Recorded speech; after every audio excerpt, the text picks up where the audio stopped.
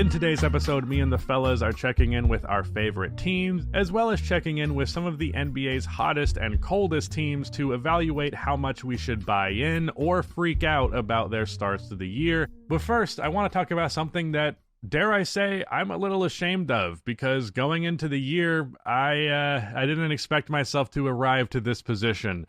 A team that I have been shitting on and dismissing pretty much this entire offseason has been the Los Angeles Clippers, a team that, to me, seemed like they had absolutely no point to them at this point, given that for the last couple of years, we have been watching them be fringe contenders, will they, won't they, constantly.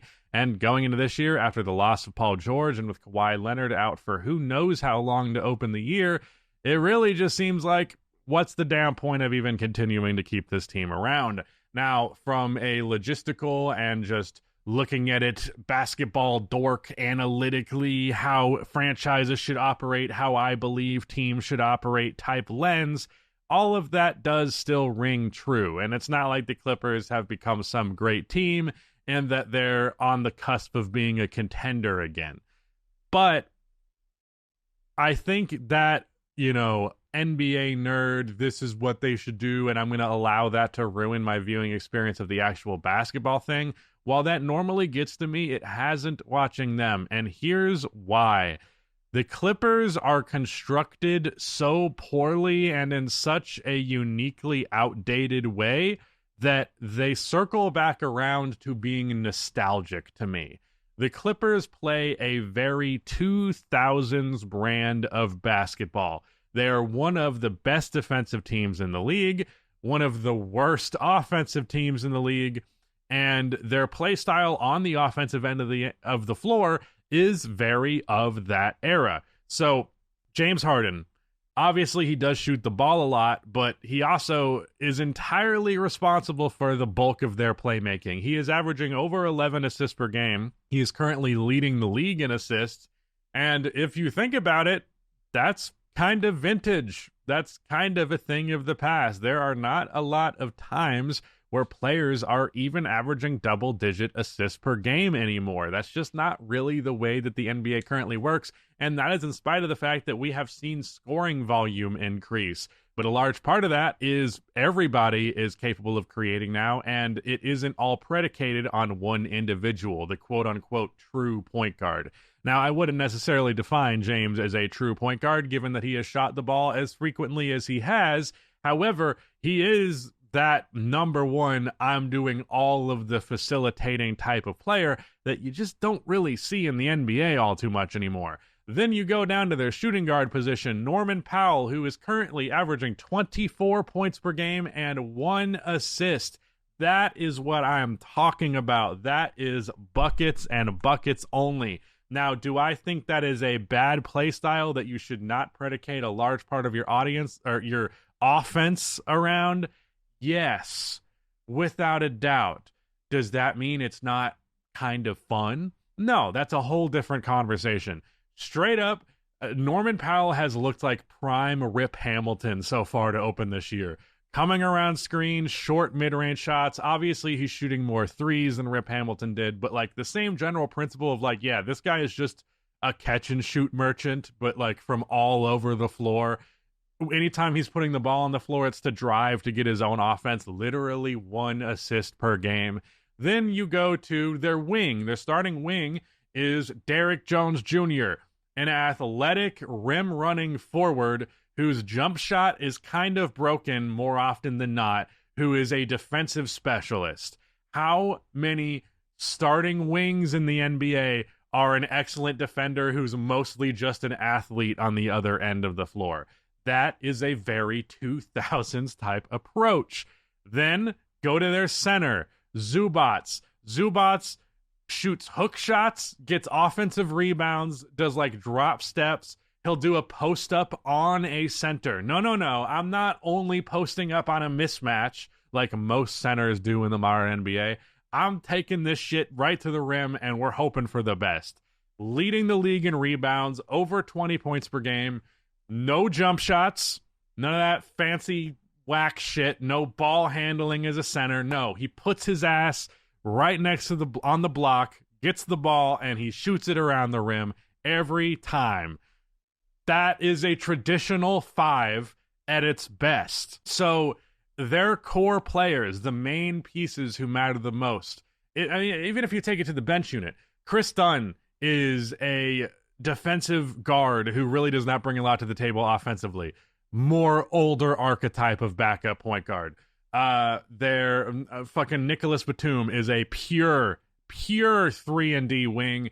Kevin Porter Jr. is the shot chucking sixth man, which is very of that era as well. Kai Jones is pretty much exclusively a lob target and doesn't really do all that much else. So we are talking about a team with a bunch of players who have extremely limited play styles, and for that reason, they're not very good, but they are fun and they are old school. They're towards the bottom of the league in three-point attempts. One thing I neglected to mention with James Harden, I think they've played a game since I last looked at the stats, so it might be down a little bit, but he is currently shooting the highest volume of mid-range shots by a large margin and his highest percentage on mid-range shots by a large margin in his entire NBA career. So, 2000s basketball, baby. I'm not saying the Clippers are good. They're not. But they are an interesting watch, and they're so interesting to the point that I kind of like the Los Angeles Clippers. I hated saying that, but whatever. We got a show to do, ladies and gentlemen. Let's get into it. Hello, everyone, and welcome to Rusty Buckets. But it's the Shootaround.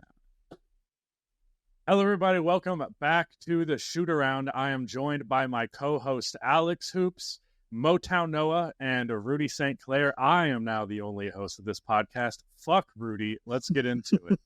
Is that Glad good? to be back. No, yeah, that's perfect. It's Halloween tomorrow. We did not wear costumes.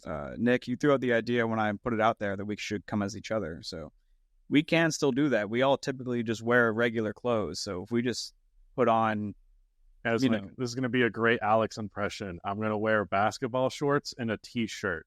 And then Alex can dress as me and he can wear a basketball shorts and a t-shirt. I was this close to coming to this podcast as my Dungeons and Dragons character because we haven't played in like 7 weeks. I'm just fiending to pretend to be this lizard so bad that I was about to do it for this whole podcast. I actually have a costume. I offered to wear it, but I was like, I'm not going to be the only fucking person wearing a costume on the podcast. So I've got a costume, but happen.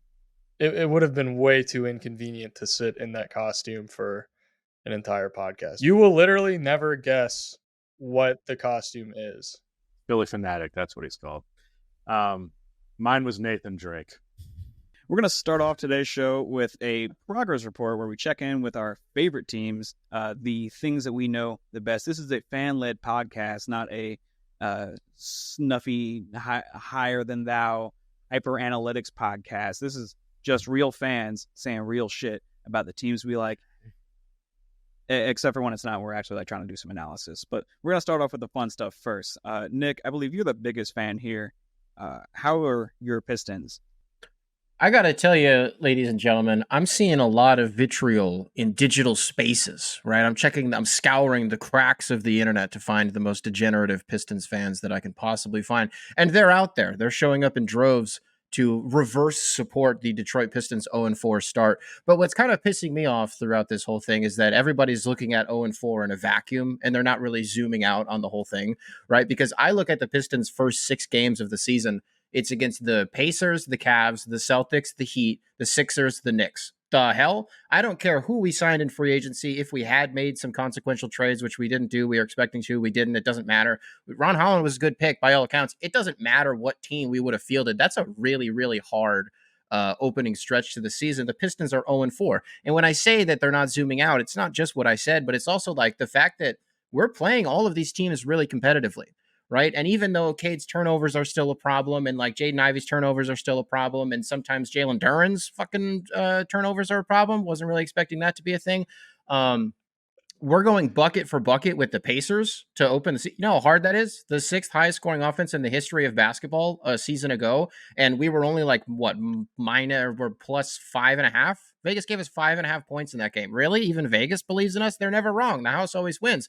So even the Celtics game, right? We're down 15. We end up going up by a couple points at the end of that game. Like, there's tangible shit here that you can actually look at and be like, wow, the Pistons, we keep saying it. Everybody here on the panel has said it at some point since the NBA season started a week ago. Like, keep an eye on these Pistons because they are an actual NBA team this year. And it's like, which one is true, Pistons fans? Was it 2 months ago we're all like, wow, this team might actually win 30 games? And then the preseason starts. Everybody's like, oh, this team's definitely going to win 30 games. But then, which, by the way, isn't good. That does not mean that you're a good team. You start the season 0-4. You would have thought that these motherfuckers were expecting the Pistons to go 30-0 and then 0-52 in the next couple. So, like, I'm not going to start getting a little bit like, what the fuck about this until we potentially lose to the Brooklyn Nets on November 3rd. That's a game to keep an eye on. I think that's, what is that, Sunday? If that happens, I'm going to be upset. But until then, like, this is a foundation setting season. You know what I mean? Like, the Dan Campbell first year in Detroit, the Lions are like 0-10, and we finally had a win against Minnesota. It was our first win of the season. We're like 1-10, 1-11. But you would have thought that we just won the goddamn Super Bowl because it was clear that the players were buying into the messaging that was being communicated from the coaching staff and the front office. The Detroit Pistons are still waiting for their Minnesota Vikings win to really prove to the fans that this is a real thing. But the most important thing is that the players believe in what is being told to them, what is being sold to them, again, by the coaching staff and the front office. So I'm not really that worried about it at all. Again, it's a really, really brutal way to start the season, especially when you're not that great of a team. So if I had to put a letter grade on it, folks, I'm giving them a solid B because, again, the 0-4 record is not the 0-4 that we would have been, even though technically we started the season last year like 2-1, but for all intents and purposes, right? It's not the same context to it. So a solid B for the Detroit Pistons to start the season in their first week.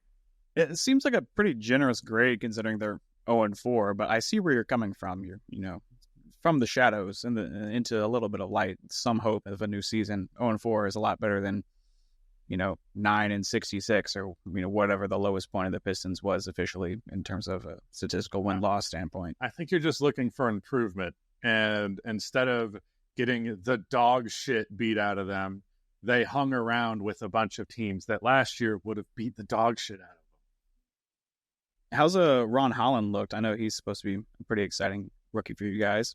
He's a dog. I was watching the Heat game the other night, and he's like the hash-slinging slasher because that's all that dude does on offense is he just does those cuts, and he just gets the ball, and it always goes in, and it's awesome, and he like dives for loose balls, and he's always like he plays defense like the guy from Attack of the Clones that Obi-Wan goes to and is like, what is this dart? Like, what is this? The guy in the diner's name was Dex. He's got 4 arms. That's how Ron Holland plays defense. Like, he's all over the place. He's like tipping passes and shit. I don't know where he's at in deflections right now or if that's like trackable on StatMuse or whatever the fuck. I don't think he would actually be that high, to be honest with you, because it hasn't happened that often. But I like him. It's fun. It's definitely – Jacob and I were texting about this the other day. It's clear that the Pistons are worried about Asar and his future in the league because of the blood clots and still hasn't been cleared by the Players Association. Like, we still haven't really gotten much word on him. So, like, it's pretty telling that 2 years, like, they just drafted the same fucking guy.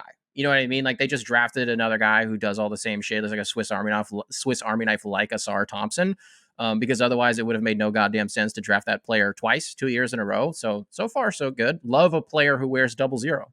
Nothing swaggier than a 00. Cade Cunningham this season averaging 26.5, 5.8 rebounds, 7.5 assists.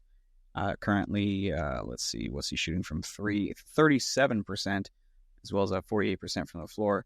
36.8 minutes a game. Gonna be tired at this rate, but hey, between him and Jaden Ivey, the first half against Miami, Cade didn't miss a shot. He was like 8 for 8, comes out in the second half, makes his first one. Like, he's post fades. Yeah. Like, he just rules. Like, he's awesome. There's not really a conversation. It's the turnovers that really sucks. And there's been some conversation that's like, what if the Pistons need like a Mike Conley, like a stabilizing point guard, and then you put Cade at the 2, and then you put Ivy at the 6, which is, Alex, I think something that you and I maybe actually talked about over text is like, what if Jaden Ivey was like the Malik Monk of this team? Like, does that actually make this work a little bit better? I don't really know about all that because I want the ball to be in Cade's hands, but the turnovers do piss me off a lot. I don't know if that idea of like point guard to stabilize this guy who otherwise is the point guard who you want to have the ball in your hands. I don't really know if that's I don't know if that's the direction the game's going, because it seems like more and more it's like just put the ball in the hands of your best player, and if that's not going to work, then maybe we should find a new best player more than we try to put a Band-Aid on it. I mean, that's why Monte Ellis was mad at Steph Curry, right? Yeah, I think Cade's fine. I think Cade should be fine. I think the Pistons are fine. People are just looking at the result. Same thing Alex was saying the other day about the Celtics, where they're just saying that a three-pointer went up. Like, there's progress being made here. They look like an NBA team, and I've watched 2 Pistons games thus far. I enjoyed them. That's huge versus last year. Anytime I watched a Pistons game last year, it was because it was an obligation. Yeah, my whole thing with the Pistons right now is, like, obviously, like, you want Cade to clean up the turnovers for sure. I mean, like, what, 5.8 turnovers a game? That's like completely unacceptable. Like, any way you slice it, that's bad. But that being said, there's other things that I'm like, if these other things were cleaned up, then we're probably not talking about Cade's turnovers as much. Like Tobias Harris, for example, 34% from the field, 17.6% from three. After we spent all offseason being like, Tobias Harris is going to be a perfectly fine player for the Pistons, and like, he looks awful. Granted, it's 4 games. Anytime, I'll be honest, I'm seeing like all these players who are shooting poorly to start the season, and people, are getting frustrated with it. Even with Tobias Harris, I'm like, a lot of players are going to start off the season shooting poorly. Like, that's a very normal thing. Shooting is very much a rhythm thing. And it's just going to take a while for some of these guys to get into rhythm. And I think that's probably the case for Tobias Harris, Simone Fontecchio. He's going to take a second to get into rhythm. Malik Beasley, even inside the arc, from the field overall, 34.8%. But he's still shooting 40.7% from three. You want him to clean up the shot diet a little bit, but also, you live with those little drop coverage punishing mid-ranges that he takes, and those are going to take a little bit to develop the rhythm. So all of that being said, it's like, you're getting good shooting from Tim Hardaway Jr. Not saying he's been perfect, but like, there's a lot of good things going on for the Pistons right now. And it's just like, yeah, once the low, like, sea level of the season early on starts to rise a little bit, those wins are going to start coming. Like, I'm not really worried about the Pistons at all from like obviously not from like a, guys, they might make the playoffs perspective, more of just like this is a young team who's starting to take the next steps. I think they're going to be way better than they were last year. I'm just incredibly not worried about the Pistons. I agree with Nick with like a B rating. I think, the process is there. You studied hard for the test. You didn't get the A, but you're moving in the right direction. The midterms are looking good. Let's see how they do on their final exams. Yeah, we'll check back at the end of the first 9 weeks. I do think that there is a possibility for Detroit to fuck around and make the play-in, though, if they maybe add a little bit of a spark off the bench, like a trade Fontecchio for Kuminga with like a draft pick or something like that. Unfortunately, the Bulls want that spot. Fontecchio is also good. Want that spot. Yeah. Fontecchio pilled. Yeah, that's the one thing about Ron Holland. If I had any criticism at all about the Star thus far, I would personally play Fontecchio before I play Ron Holland, and it seemed like their minutes are kind of split for the most part. I get wanting to develop him and that you're not going to be a playoff team, but also, like, I think they should put everything into, like, look, we're just going to compete as well as we can and see what comes of that. But I understand where that's coming from. My prediction is that Detroit gets their first win of the season tonight. I can no longer hear Rudy. Rudy is audioless, so I'm going to finish what Rudy was saying there. The Philadelphia 76ers will be without Joel Embiid and Paul George, so there is actually a non-zero chance that the Pistons do pick up their first win, which there are many such cases of people saying that means it's a Mickey Mouse win. Those people can go fuck themselves. I believe it might happen. The problem is that it coincides with the World Series game, so I'm going to have that on. I'm going to have the World Series on an iPad. I do believe, though, if it doesn't happen against Philly, Brooklyn is the real first shot for sure. Let's hop on the other side of the spectrum in the NBA. We'll go from the Eastern Conference to the Western Conference, from the bottom of the standings to the top. Alex, what's your progress report for your Thunder look like so far this season?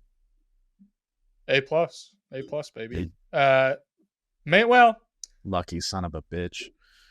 I'm gonna say an A-.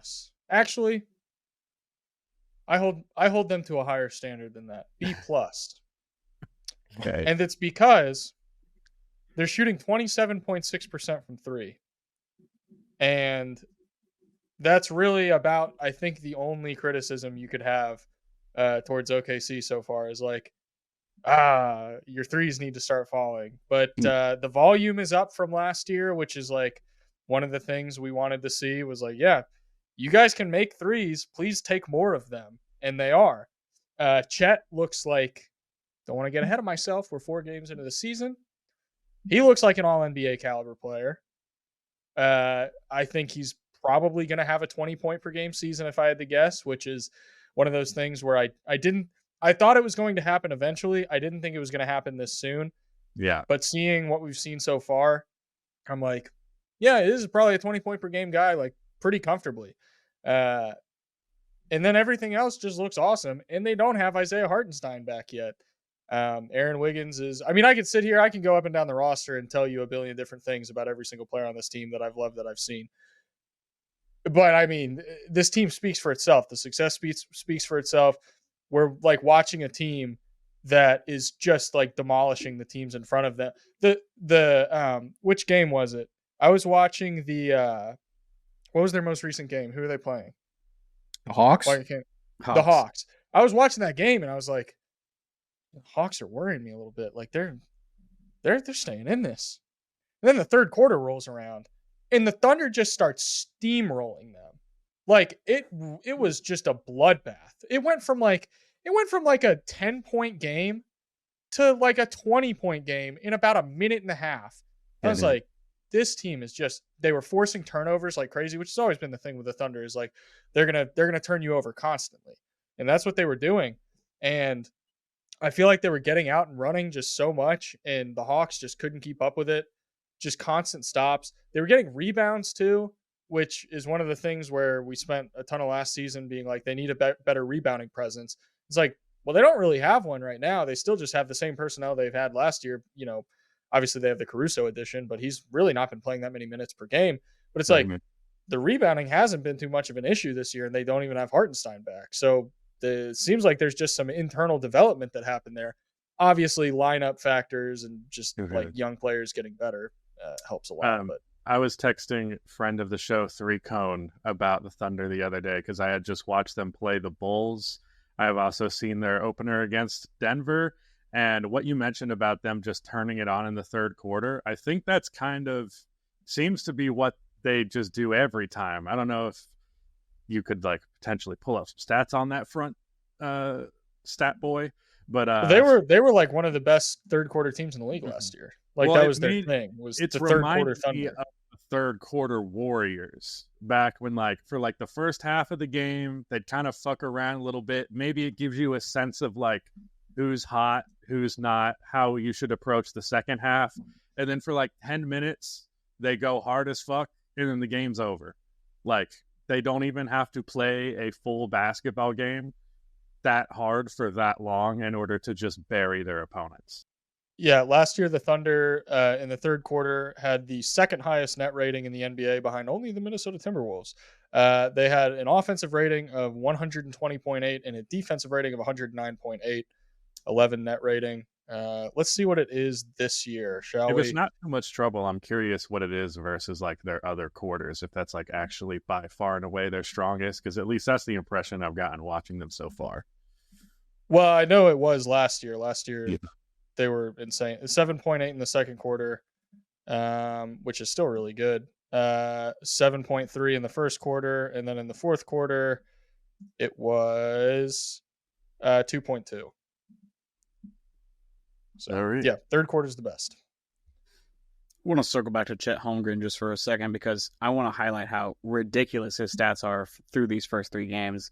OKC, one of the few remaining undefeated teams in the NBA. And a huge part of that is because of Chet. He is averaging 23.7 points, 13 rebounds 13 rebounds per game. That is second in the NBA right now. 1.3 steals and 4 blocks per game. Number 1 in the NBA on 62% true shooting. Truly outrageous stuff from the third-year players, second-year playing. Yeah, I don't know. You call that a junior season or a sophomore season when it's like a Blake Griffin, Chet Holmgren sit out a year sitch?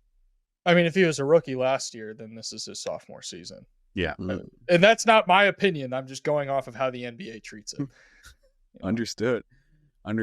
Don't get mad at me in the comments. Oh, people will That's kill all I'm you for saying. that. It's the most trivial bullshit. Nothing is better to argue about than semantics. He had access to NBA training and facilities, so it's technically his second year in the NBA. What about NBA training facilities is like that dramatically better than a current, especially like fucking Gonzaga? Right. It's like it's not like it's some like rinky dink. He was in the school. slums It's like before this, and then he got a season of training. You're in one of the most historically good basketball college programs in the country. Like, you don't think he had access to the best of the best when he was in college? Also, I know this is eating up Nick inside. Right now, I could see it on his face. Hates Gonzaga. Me when I fucking lie. You know, this is I don't want to derail this. Go ahead. Whatever we're going on with, you can go ahead. No, get it off your chest. I gotta know. It's a podcast. I was just gonna say, I'll try to make this as quick as I can. Paulo Banchero did an interview on Pardon My Take, and he was fucking awesome in it. And he was talking about his recruiting, and it was Duke, Kentucky, North Carolina, Tennessee, and Gonzaga.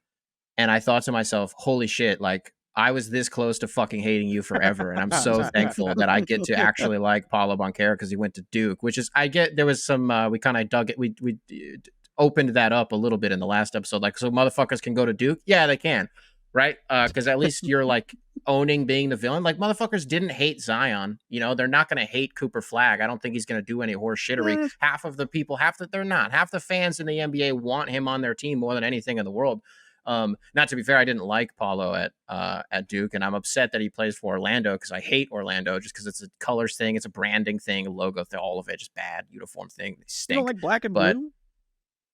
No, and the pinstripes are bad, and I don't think my crazy take is that branding.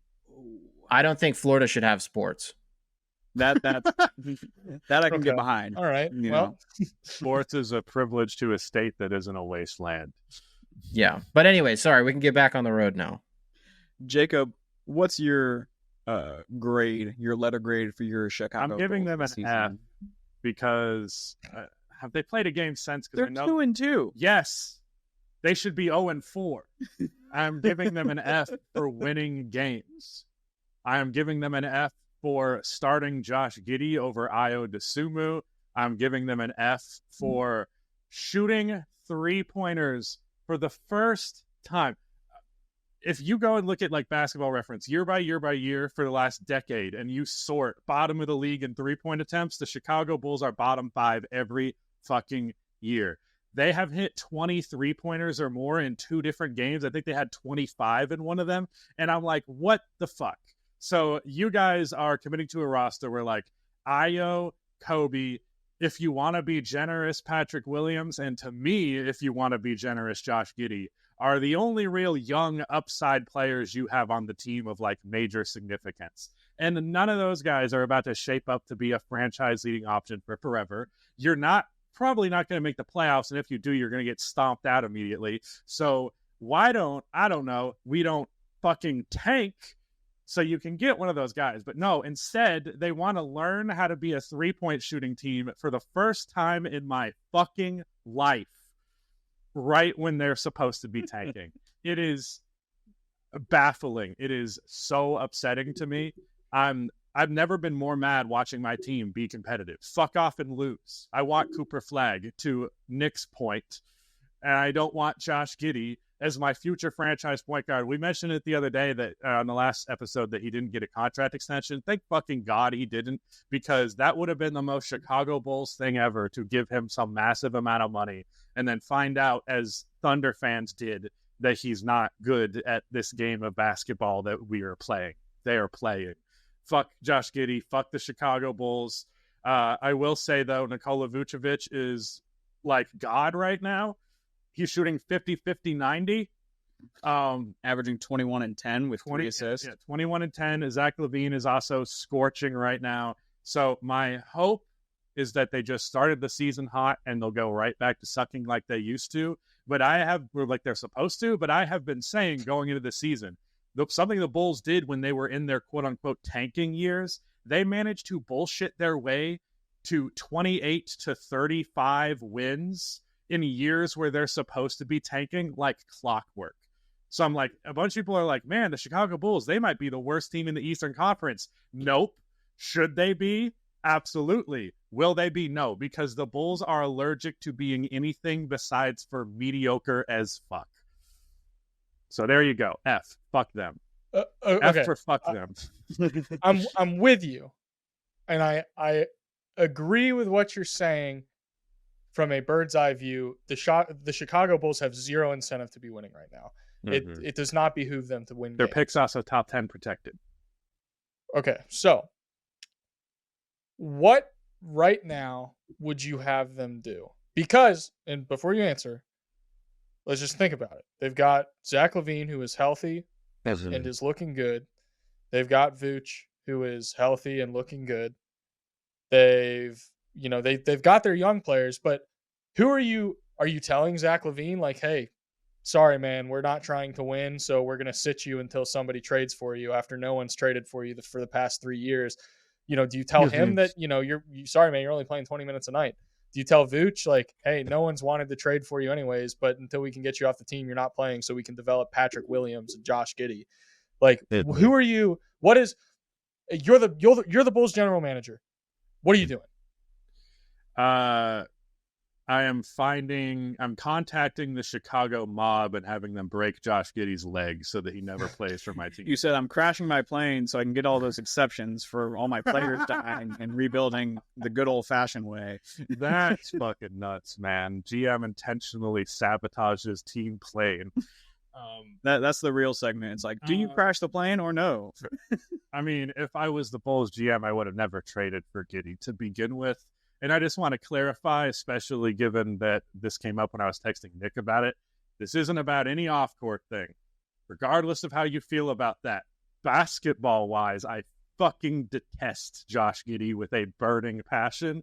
He is the exact everything I hate to see in a basketball player, and it just makes me upset to see him. Is it irrational to give them an F? Is it irrational to be mad at them for playing well? Yes, I don't care. Fuck them. What they should do? Well, right now, what the positive to take away is both Zach and Vooch playing as well as they do. If they could maintain that for like 20 games while still hopefully not winning that much, obviously that hurts that factor. But, if they won 8 out of 20 games, that would suck a little bit, but it wouldn't be detrimental to an overall tank if they trade those guys after that. But like, if they could get their trade value up and maybe you get a first-round pick for one of them, that would be cool. That would be nice. Nikola Vucevic, what's funny, he's shooting as well as he is from 3, I think, because he is one of the most open NBA players on the three-point line I've ever witnessed in my life. Because last year, he shot 30%. And I'm telling you, that dude didn't take a 3 with a defender within 5 feet more than 5 times all season. And all the shots did not go in anyways. Looks like our camera died. Night, yeah, that's okay though. I'm here to fix it. Keep talking. We can still hear you. Fan off while you're standing up, buddy. Well, we can also just pause while you fix this and cut it all out. Oh yeah, this isn't live. Let's pick that up. And Jacob, why don't you actually try? I mean, you kind of did a little bit with okay, sure, you wouldn't have traded for Josh Giddey, but you have Josh Giddey. What are you doing? I'm playing Ayo DeSumo over him, for one, because he's a significantly better basketball player. Then again, this does seem contradictory to my idea of wanting to tank, but I also want to develop Ayo. So I don't fucking know, man. Don't ask me to clean up a disaster I didn't make. Okay. So yeah, but it's the mental exercise. I know. I just don't have an answer for you. Bulls said I can't imagine a mop. Ironically, with the Bulls, I see red. and I can't think rationally when it comes to them because it seems like the Chicago Bulls as a franchise were invented specifically to upset me. Okay, I'll give you a closed answer prompt rather than an open answer. Would you trade Zach LaVine to the Pistons for Fontecchio and 2 seconds? I would trade Zach LaVine for air. A helium balloon. Get him off my team. Get it to getting Zach LaVine off of the team and not having to pay him is the goal. I'm not expecting to get assets back. I just want to move on. So yeah, will I take a good role player? Yeah. Okay. So my whole thing is I understand where you're coming from. I feel like it's possible, and I'm not putting a whole lot of faith in this from the Bulls' perspective because they've proven incompetency time and time again. However, could it be possible that they're doing a Utah Jazz from like a year or two ago where they looked really good for like the first 3 months of the season, and then they're like, we're selling everybody and we're going to lose every single game? Because yes, you could not play Josh Giddey, but then you're not going to be able to trick any other GM into thinking that Josh Giddey's good. If you play Josh Giddey, February rolls around, some teams like, yeah, we're looking for we're trying to take on some contracts, maybe see what we can get, maybe some reclamation projects. All of a sudden you got Josh Giddey here, a Zach LaVine here, a Vucevic here. You start sprinkling, you throw those out there on a hook, see what kind of bites you get. Yeah. I understand wanting to develop the Sumu. You can do that later. You can do that after February. You can do that next year, next couple of years. What you can't do is plop Josh Giddey, Zach LaVine, and Vooch on the bench and say, well, we want to lose games. Well, then you're not going to get anything for those players. You're only going to get anything for those players. Right now, Josh Giddey technically helps. The Josh Giddey thing was a separate complaint from winning because he's technically been a net negative thus far. So, like, he is helping us lose. So I'm conflicted because I don't want to watch him because I hate the way he plays, but also it is tanking us. So on that front, I don't fucking know, man. I have no idea I just wouldn't have ever gotten to this point to begin with. This is like Obama taking over the 2008 economy. Don't give me this. This sounds awful. Well said. Was it? It was more just anger. I saw someone on Twitter that angered me from a Grizz fan's perspective because we did manage to totally sell the game against the Bulls and let you guys beat us. Really, we beat ourselves in that one. But I saw someone saying, I'll trade Conchar, Marcus Smart, and I forget who else they said, but, a minor role player, maybe Brandon Clark, because he's kind of on the outs right now, for Zach LaVine. And I'm like, brother, I'm not trading Marcus Smart for Zach LaVine straight up, much less anything else. Not in the Grizzlies situation, at least. That's for damn sure. Even if you consider them equal caliber players, I'd much prefer a Marcus Smart on this squad than a Zach LaVine. I think that is certifiably insane. You think Zach LaVine's that much better than Marcus Smart? That's a worthy upgrade for a team like the Grizzlies? Yes, I think Zach LaVine is a better basketball player than Marcus Smart's been pretty fucking awful so far. Yeah, he's shooting horrendously this season. I mean, like, truly, truly ass. I'm like 7 points a game.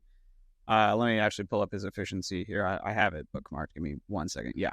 7 points a game, 23% from the field, 16% from three, 2.5 rebounds, 3.3 assists, and I am still taking him over Zach LaVine because when him and Jaren share the floor, we are a legitimate, like 100% for sure contender level defense. It's just like an incredible defense between those two. Obviously, it's limited sample size. Offense? It's way too early. Our offense is terrible this season. It's truly, truly abysmal. Jaren didn't play for 2 out of our 4 games, I believe, and both the games he did play, he was on a minutes restriction. Ja Morant, I don't think has played 30 minutes in a game yet. He's missed one or two of these games. Scottie Pippen Jr. is really like our biggest standout. He was 3rd in the league in total assist, I think, a couple days ago. I'm sure he's still way up there right now. But outside of him and Jay Huff, I would give my team a solid C+. Like, reluctantly being like, hey, you pass, but like I'm keeping an eye on you. if you get any worse, I'm going to write "see me" on your next test. It's really just the how much money does Marcus Smart make? like $20 million. It's a pretty affordable. Thing is, like, team. I would probably rather have Marcus Smart on 20 than Zach on 50. But if we're just talking about who's better right now, it's probably Zach. I can live with that. Yeah. I will say Marcus Smart and Jaren have been good offensively on the floor together. Granted, 90 total possessions, so small sample size. Because this year they're scoring 122.2 points per 100 possessions in not even 100 possessions this year. Last year they were 109.9 per 100 possessions when on the floor together in a lot of possessions. I'm just afraid we're going to go down the same path we went last year, where we start the year horrendous, not playing our best defenders, and then our best defenders check in, and suddenly our defense goes from one of the worst to one of the best. Like, I'm waiting for the day that happens, because it seems inevitable at this point. At least that seems to be where the trends are going. I think it's more likely Marcus Smart starts hitting his threes a little bit more than it is that Zach LaVine develops spatial awareness. So yeah, there's that. I'm trusting Marcus Smart to figure out this major slump more than I trust Zach LaVine to be anything more than just a pure bucket. I don't know why I'm the Zach LaVine hater, and I'm like, all right, let's chill. This is unnecessary.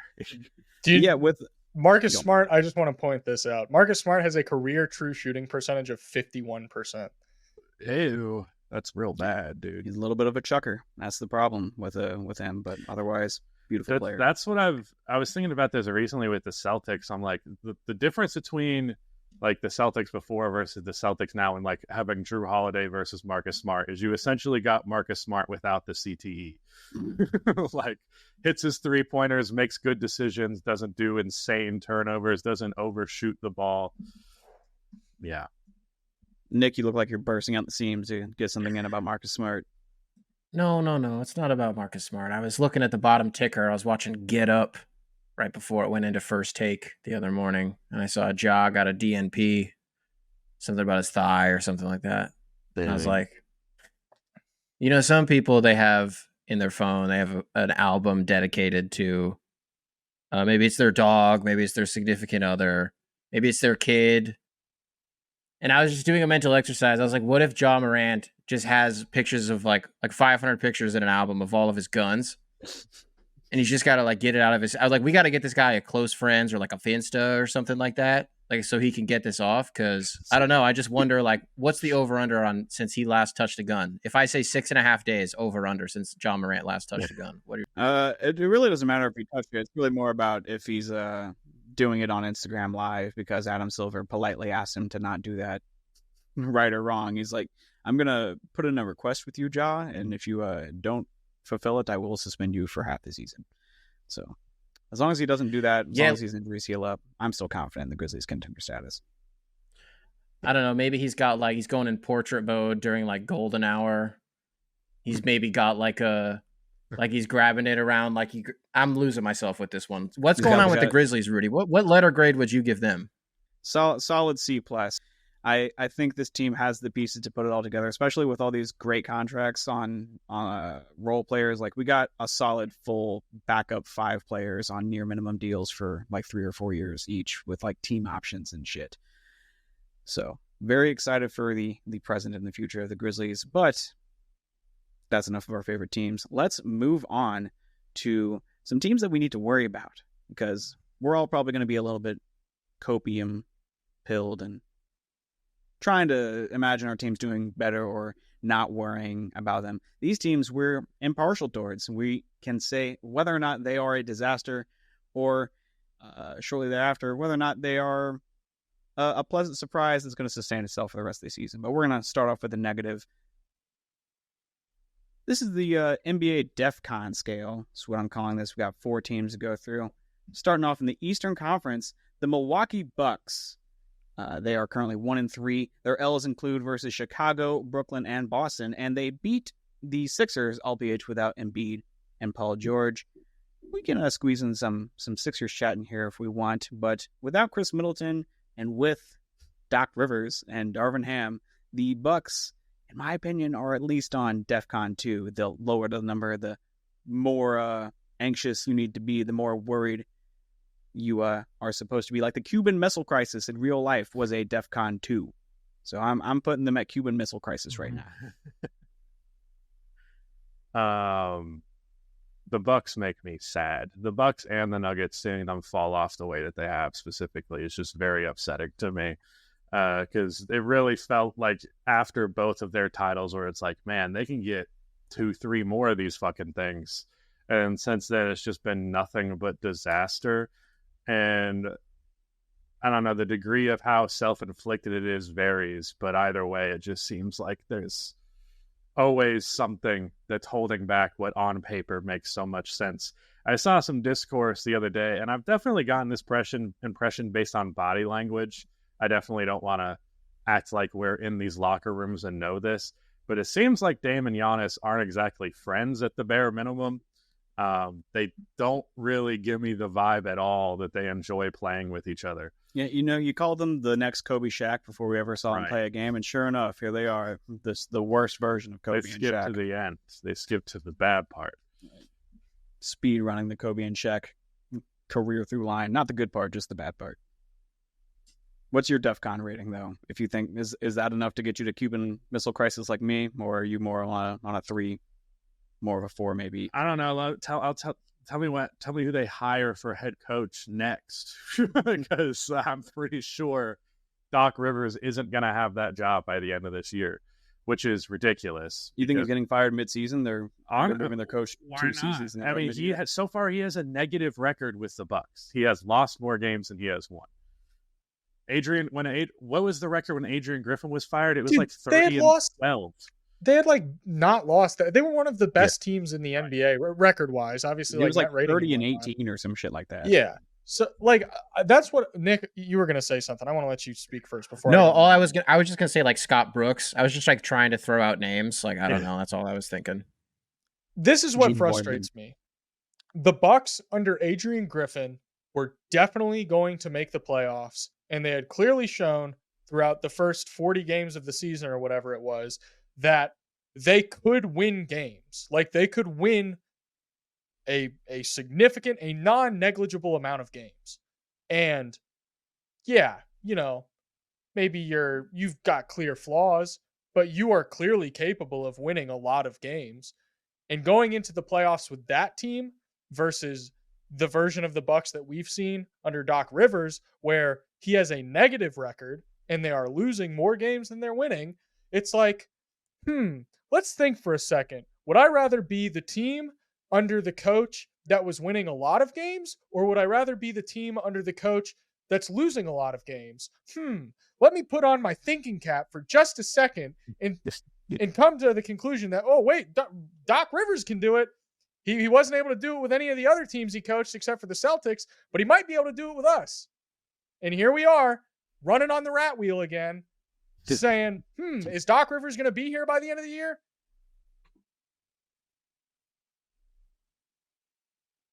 Yeesh.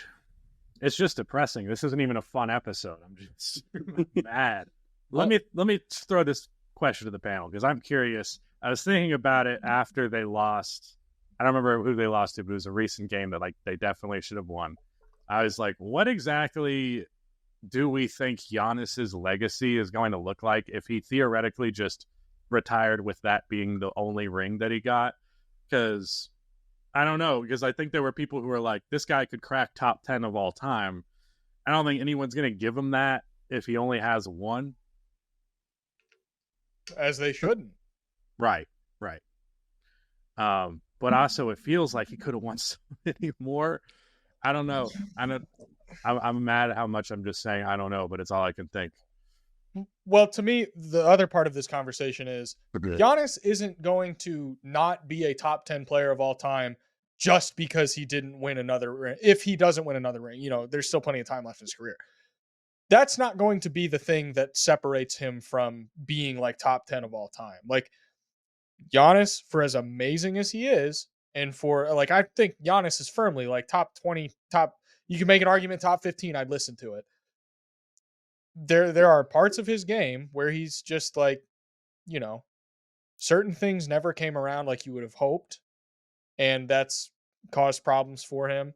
And those are the things that, like, on top of the accolades and whatnot, because really, like, for the average NBA fan, like, the accolades are what's going to matter for top 10 all time discussions. But, it's not just about that to me. It's like, yeah, Giannis is an amazing player, but there's flaws there that, have prevented him from being even better. I love Giannis. He's one of my favorite players in the league. But yeah. I feel like the quality of their losses is also another major point of concern. Like Boston, of course, you're going to lose that game. They're the best team in the NBA. But only beating a bad Philly team and then losing to Chicago and Brooklyn, like, very concerning for a team that's supposed to be very near the top of the Eastern Conference. Nick, you were going to say something. What was it? If there's concern over how we're going to view Giannis if he never wins another championship, just imagine how bad it would end up being if he never won that one. Right. Of course. You know what I mean? And I think after he broke that ceiling, that was like, okay, we could start to have these grander conversations, and then we've just been sitting here waiting for something else to happen. Nick, finish what you were going to say. Yeah. Well, I also think that for the first time in my objective life, like I say life, he hasn't been in the league my entire life, but viewing Giannis, this season is the first time that something might happen with him going somewhere else. Shit is real. I think this is the first time. Like, you could argue that it's been real in the past, and that's why they did the Drew Holiday thing, because they're like, no, we're committed to winning. Because it was like clockwork. The guy every 2 years would do like a fucking Vanity Fair feature where he would say some really cryptic shit or be very direct and be like, I will be here for as long as they're trying to win championships. And then within a week of that coming out, they either trade for Drew Holiday or they trade for Damian Lillard. Right. So that's indication that there has been some, not friction, but there's been kind of something, there's some embers there in the past. This year is the first time that I'm actually like, no, like because it's not at this point, there's nothing you can do with the roster. I don't know. Maybe there is, right? We'll see. Never say never. But it's like, this is clearly the core that they want to stick to or at least that Giannis wants to stick to. Maybe not. I don't know if we're body language policing this. Jacob doesn't seem to think that he and Dame get along. I don't know. I have no idea. Haven't seen any of that myself, but I would very much believe that if they flame out, and like, God forbid, this is such a stupid thing for me to even put in the universe because this isn't going to happen, but like, God forbid they end up in the play-in or something like that, because then I think it's going to be a real. And the worst part about it is, this isn't the worst part. It's not really how I mean it. Dog, Oklahoma City has like the treasure chest for a guy like him. Like, don't let that shit happen. Holy shit, please don't let that shit happen. You want to talk about Kobe and Shaq, don't give Shea that motherfucker. Milwaukee would like want a guy or two for sure. By the way, Oklahoma City has a lot of that. But if we're just talking about picks, Oklahoma City could give up 15 firsts, swaps, unprotected, whatever the fuck, and still have like 40 picks left over. You know what I mean? And so we've been it's just been me kind of like shitting on Sam Presti, because it's like, hey man, either piss or get off the pot. Like, stop being a fucking little freak with all of these draft picks. Like, do something with them. Right. And it's like, you can just, it's like, what was that show? My Strange Addiction or Hoarders, whatever the fuck it was. Motherfuckers would have like Bratz dolls like in their couch cushions. They're like, I just can't. That's this guy. That's Sam Presti, but with draft picks, and he just won't do anything with them. And then I'm going to be the one who has to eat it when he's like, oh, actually, I am going to cash in, and it's Giannis. And guess what? I could still go get another Giannis if I wanted to, because of how much shit I have left over. Don't let this happen. Please don't let this happen. Bring. In my head canon, it's been Luka this whole time. Yeah, for sure. We can end up in OKC. But honestly, I mean, Giannis is older. He's about to be 30. But like, in terms of fit-wise, SGA and Luka at the same time. Did I cut you guys off? I wasn't looking at the screen. I did not realize you guys were doing this. I'm sorry. No, it's okay. You're the hold music. Bring. I'm gonna cosplay as Pat Riley right now. Y'all can, the panel can be the Bucks owner group, the Bucks ownership group. I'm seeing y'all aren't having the amount of success that you need. I got a ripe superstar ready to be traded for you. And you got a guy that I've been eyeing for a while now. What do you say I trade your Jimmy Butler for Damian Lillard straight up? That's something. Whoa. Could you fucking imagine if that's how it, and just to break the, sorry, this is a good bit. Maybe we should do this mental exercise. Could you imagine if the, first of all, Milwaukee says no, but could you imagine if that's how Miami actually ended up getting Damian Lillard, is they parted ways with Jimmy Butler? Holy shit. That would be insane. That would be so fucking funny. The money But work? Milwaukee says no to that, right? I think both of those guys are at the point in their careers where trading one for the other, both teams would kind of be like, it's more or less a lateral move where, like, I'm not sure Milwaukee gets significantly better with Jimmy Butler, and I'm not sure the Heat get significantly better with Damian Lillard. So I think both are kind of like, yeah, we could try this to throw something else at the wall and see if it sticks. But at this point, we're probably just going to run with this guy until he's moving on to the, like, dark years of, like, their Russell Westbrook years where they're just going from team to team and not doing a whole lot. Well, plus it's like, if I'm Milwaukee, what are the two things that we don't have right now? Stuff and capital, right? We spent all our capital to get Drew Holiday, and then like the little remaining shit that we had to involve like 5 teams in order to even facilitate the Damian Lillard trade. So that's another reason why Oklahoma City in this instance would make so much sense, because it's almost like when Brooklyn did this, and then they replenished their cupboard by just selling the team for parts. You know what I mean? So they ended up getting all their swaps back from Houston. Not all of them, but that's how it ended up happening, right? Something like that. And so if I'm Milwaukee, it needs to be a capital rich team, with the picks, and that's Oklahoma City right now. Speaking of capitals, Indianapolis, the Pacers, not looking good. We didn't get perfect DEF CON ratings from all you guys, so before we move on to the Pacers, I do want to give you the chance to say either a DEF CON rating or a scary movie. Giannis is Florence Pugh in Midsommar. Alex. What am I doing? What am I doing? How scared for the Bucks are you on a scale of 5 to 1 or something Halloween-y? I mean, I'm not scared, because it's like you go into a cheesy, like, slasher film and you know exactly what you're getting. So, like, why would you be scared? It's a cheesy slasher film. It's like the Bucks, yeah, they're good. Do I think they're, like, legitimate, actually has a chance to beat Boston in a 7-game series? Do I think that they have a serious chance to do that? No, they're a cheesy slasher horror film. I'm going to enjoy it. I'm going to enjoy watching them. I love Chris Middleton. I love Giannis. Dame's fun when he's being an aggressive shooter and knocking down his threes from 500 feet away from the basket. Yeah, I'm going to enjoy it. But am I going to give it an Oscar? No. The Pacers are losing the race to keep up with the old version of themselves, especially Tyrese Halliburton, who appears totally lost without the whole offense running through him. I mean, his stats were outrageous last year. They are outrageous in the opposite direction this year. He is averaging right now in their 4 games in which they lost 3, 14 points, 4.8 rebounds, and 5.3 assists. Not 15.3 like you might think because it's Tyrese Halliburton, but 5.3, shooting 33.9 from the floor, 26.5 from 3, and 63% from the line. He can't even get a bucket to go in at the free throw line. What is happening in Indianapolis? Are they just like the Kings of last year where they're really good and then the league catches up and they got to adjust? Like, what's going on here? Can I take point here for a second? Yeah. Okay. Rick Carlisle won a championship with the Dallas Mavericks in 2011. Props to him. He is a legendary coach. I have a lot of respect for Rick Carlisle. I think the Pacers offense is a ton of fun, and he's done a lot with that personnel. But that being said, we are in the year 2024.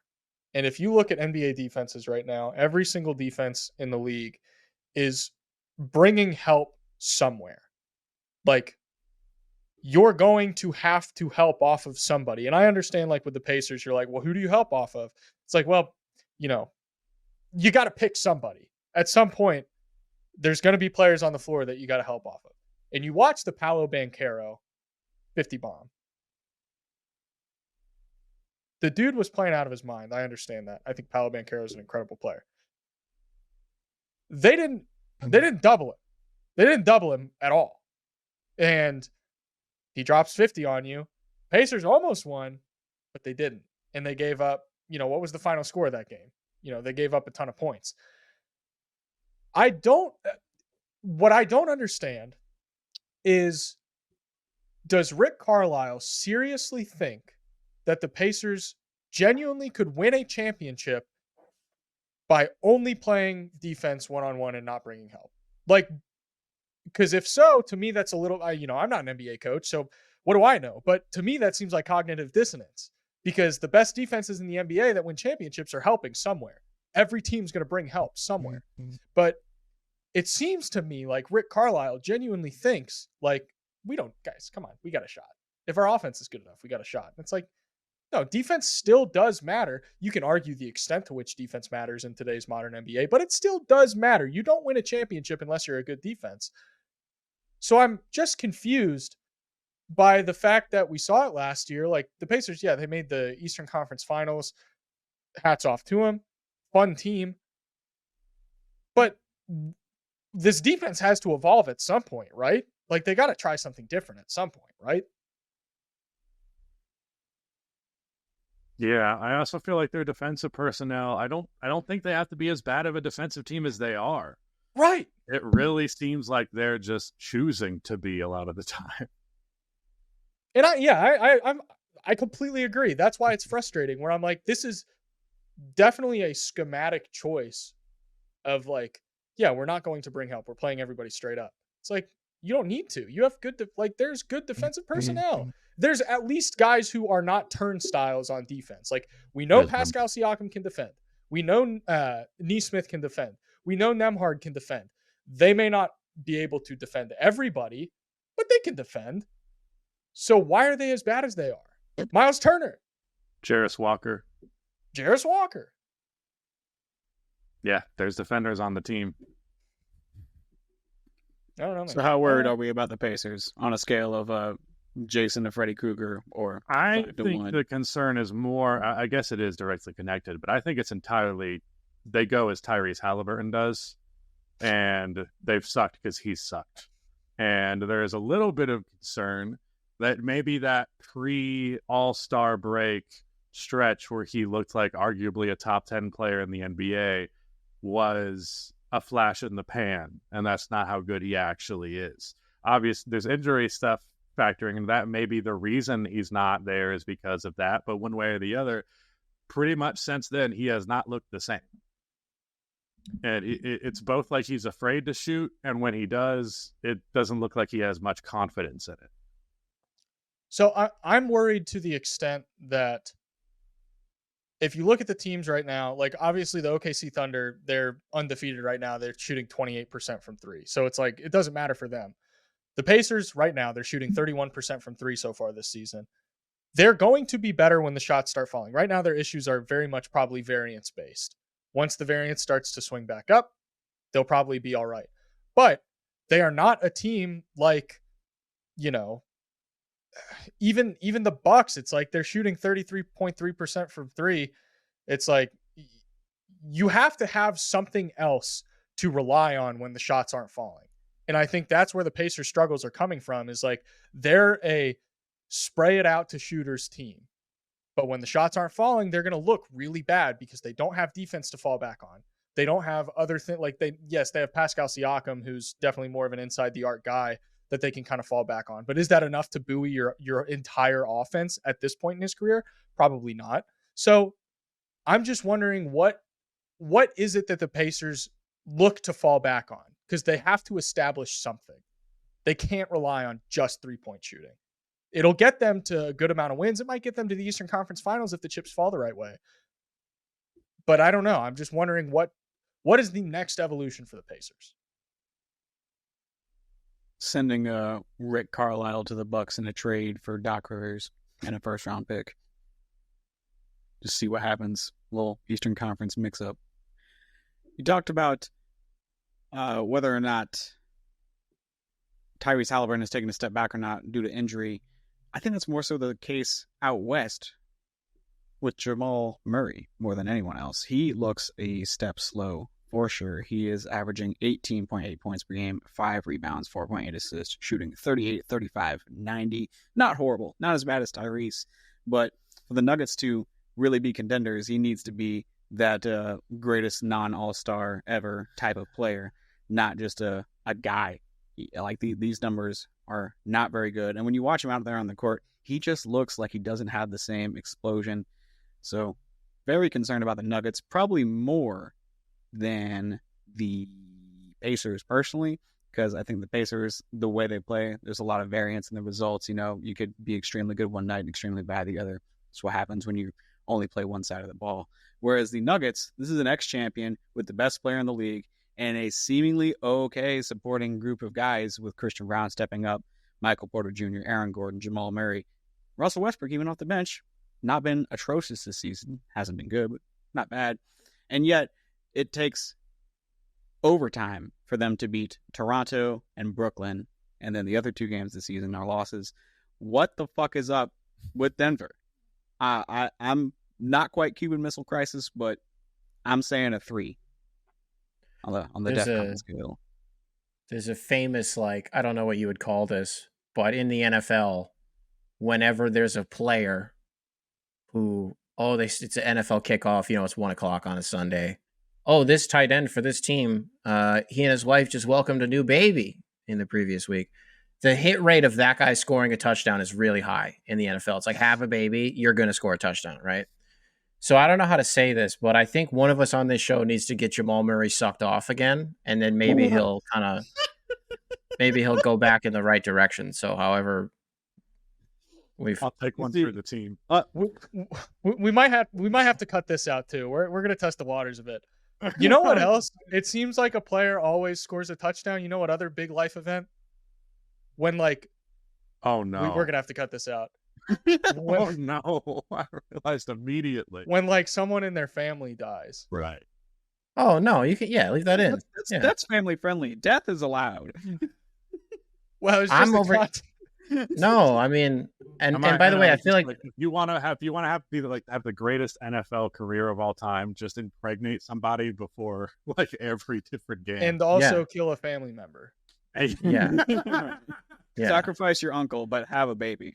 It's like, this player, he keeps having a baby, and his extended family member keeps dying every week. He's putting up 700 yards a game. It's fucking ridiculous. 2,000 receiving yards. Like if Nick Cannon has 45 kids, we don't know about it. If Nick Cannon and O.J. Simpson could have had a baby, that kid would have gone. He would have been first ballot Hall of Fame in the NFL. Oh, that's fucking rich. Would you be more worried about your own safety with O.J. Simpson chasing you, or the Nuggets having to squeak by Toronto and Brooklyn in overtime, losing to Clippers and no Clips? Left with O.J. Simpson's wife, so I don't think he would have any beef with me. I'd be more concerned because he'd be in a zombified state. Right. This is in 1999. The rotting corpse of O.J. Simpson chasing. There's a that guy got such a raw deal. So Halloween. Did OJ got a raw deal? What? My thing with Jamal Murray, so they got crushed by Oklahoma City, right? That happened? Yeah. Was that the game? Or was it like a game after that Jokic in front of reporters was like, we don't have any good shooters on this team. We have guys who are like good, like streaky shooters, but like nobody's like consistently good. I think he said MPJ and Jamal are the only ones. Oh, you're right. He did name those two guys by name. Right. Shooting. What did you say from 3? Jamal is shooting right now. A fumble 35. Not disastrous. Yes, it's not that bad. It's below league average in 20. Right. Oh man, Denver is so sad. And honestly, I think Denver is highlighting more now than ever the importance of depth and at least competency shooting the 3, because they were not a good 3-point shooting team in terms of volume when they won a championship. They were bottom 5 in the league in attempts, but they shot a good ass percentage on them, and they didn't have a bunch of players that you could just leave wide open. Like, they weren't out there looking for threes, but if you gave them to them, they were going to punish you for it. Now you can give so many different of their rotation players, especially Peyton Watson and Christian Brown, let them shoot. Who gives a shit? They're probably not going to hit it. especially in that OKC game, man, the amount of wide, and I mean like no defender for 10 feet. Like everyone's like around the paint and these guys are wide open, that level. Peyton Watson and Christian Brown bricked all of those threes. Christian Brown had 3 wide open corner threes against OKC that it was like, I don't even know how to describe how bad they were for how clean of looks they were. Like Beth, if you're a good shooter in the NBA, you pray for a look like that. Brick every time. While you're saying all that, I was kind of focused on my own imagination, so you'll have to pardon me for the near total non sequitur. But if I had to put into words how scared I am for the Nuggets, rather than do like a more scared of O.J. Simpson or Freddy Krueger type beat, I'm thinking like I'm at a 4-way intersection with a red light. I'm first in line, ready to go when it turns green, and I see the light change. I let my foot off the brake, but haven't pressed the accelerator yet. And I see someone just fucking run the light at like 100 miles an hour right in front of me. That's about how scared I am. I'm like, oh, that could have been a disaster for me. Good thing it wasn't, because I'm not a Nuggets fan. I don't think I'm that scared because it's not my team. So it's okay if they suck a little bit, even if it's a little sad. Yeah, it's more like just seeing someone speeding. You're like, ooh, that's dangerous. Who do you guys think is like all kinds of fucked up? Just for the record, we have no actual basis. Didn't Nick say at the start that we should like grade? I guess we did that for our teams. Correct. This is a new segment where we're supposed to be doing DEF Yeah, CON. that was just for the progress report. That's all. Yeah, that was for. We don't have an actual scale we're going on. We're just making up dumb bullshit for like how scared we are. It's Halloween. 'Tis the season. Do we not want to do like a 1 out of 10 for these teams? It was 1 to 5. 1 to 5. Mm-hmm. I would give Denver a 4 because a lot of their issues seem systemic. But you were going to say something next. And that would be 2, right? Yeah, that's like not worried. The bigger the number, the less worried you are. Oh, okay. For DEF CON, yeah. So you're Who do you guys think is like the Frodo of the NBA, where everybody in the league knows that this guy is on this big quest, and everybody's rooting for him and doing whatever they can to like cheer him on and help him out. And like when he finally wins a championship, we'll all be like, he's like the Frodo gift, like it's done. My brain goes to Luka. Yeah. Where are we? Luka? Probably Luka. Yeah. Luka has a whimsical energy to him. That I think it could be Shea 3 years. If it's like the same way it took us a little bit to get there. What? He kind of just energy-wise. Did I say his name wrong? You said Frodo gives Samwise? I meant Luka. Okay. I was like, wait. Luka is giving Samwise. He's got his little pudgy cheeks, If it's not Luka, it's Victor Wembanyama. Thoughts? To me, Luka's more like Sauron. Or not Luka. Victor Wemby. Wemby's more like Wemby's the tower. Yeah. I don't know. Nobody's rooting against him. Everybody's just enamored with the guy. I mean, I was rooting for Sauron in the Lord of the Rings. I guess it's more of a situation of like, this thing is coming to destroy us all, and we must assemble with the power of friendship. And more of an I agree. Yeah. Again, haven't seen Lord of the Rings, but I do have a dad who's seen them nonstop, so I know a lot of it. I feel like isn't Frodo like he's got an underdog category to him because he's just a little guy, and like he's a hobbit. Inherently, Victor Wembanyama is the opposite of that. Yeah, but I'm talking about like narratively, not like structurally, like physically what the guy is. Because Luka's like fucking 6'7". He gets the narrative because he's. This is a good time for me to go to the bathroom. Before we exit the DEF CON / Spookies Halloween segment, let's go through these Clippers right quick, because while they are 2-1, they were sued recently by Kawhi's personal trainer, who gave Kawhi a 2-year recovery window for an ACL tear. And they're like, yeah, that's not acceptable. That's ridiculous. This is not the 80s. His career isn't threatened by an ACL tear. Just get him back on the court. And that's kind of like Kawhi suing the team himself, because as far as I understand, him and his personal trainer are like mega close. He even said, I believe in these court documents, that the Clippers did a form of recruiting Kawhi through his trainer. So maybe some fringe... it's not collusion. It's the NBA fun word for operating like it's free agent season when it's not. What the fuck is it? Tampering. Fringe tampering lawsuit by the Clippers. But the good news is the wall works. The big wall in the Intuit Dome apparently works. Suns got real shook up by the free throw line, at the free throw line. Real quick, how much are we panicking about the Clippers? Because we got to move on to some more positive news. So I would say I'm like DEFCON 5 with the Clippers because the Clippers have a piece that I think no other team has. It's like I'm trying to think of a good example. Let's say you like committed like some crazy white collar crime and you're sentenced to like life in prison. I say that because I wouldn't say this for like if you committed murder or something like that. But there's a piece. There's a piece in committing a white collar crime and getting life in prison where it's like, you got me. Like there's nothing I can do. I'm going to be here for like the rest of my life. There's a piece in that. And I think with the Clippers, it's like they tried to get away with it. They really did. Where they traded all their assets to get Kawhi, get Paul George on the same team. And it didn't work. And now they don't have any assets. And it's like, you know what? We got James Harden. We'll see what we can do. But like, we're screwed. We got nothing. And I think that's why I would have them at DEFCON 5. Because like, there's nothing they can do. They could trade Kawhi. They could trade James Harden. They might get some assets back, recoup the treasure chest a little bit. And then, you know what? Not a bad idea.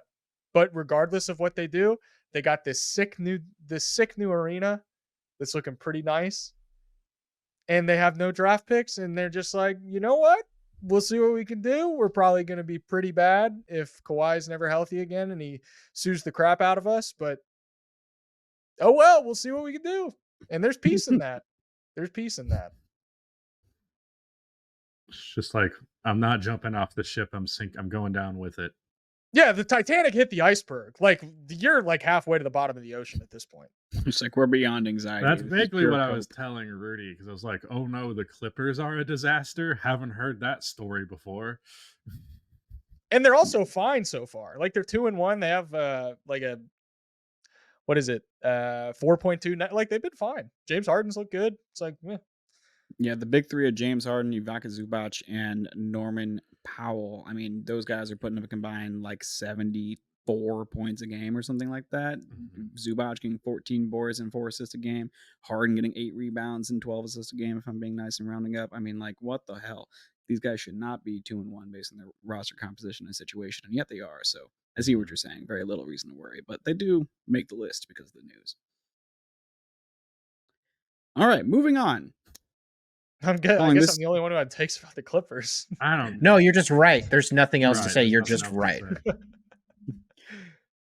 Calling this segment sort of the inverse of the DEFCON/scared segment. This is a premature extrapolation. We got some guys, or rather some teams and one guy who are doing a little bit better than expected to start the year. And we're going to see if this is something that can sustain itself for the rest of the year. Is this real or fake? When I premature escapulate. That's definitely what I said. That's what he said. What did he say? Extrapolate. Fuck! Not excavate or whatever you just said. I think he said excapulate, which is not a word as far as I know. I butchered it. Let's just move on. That's staying in.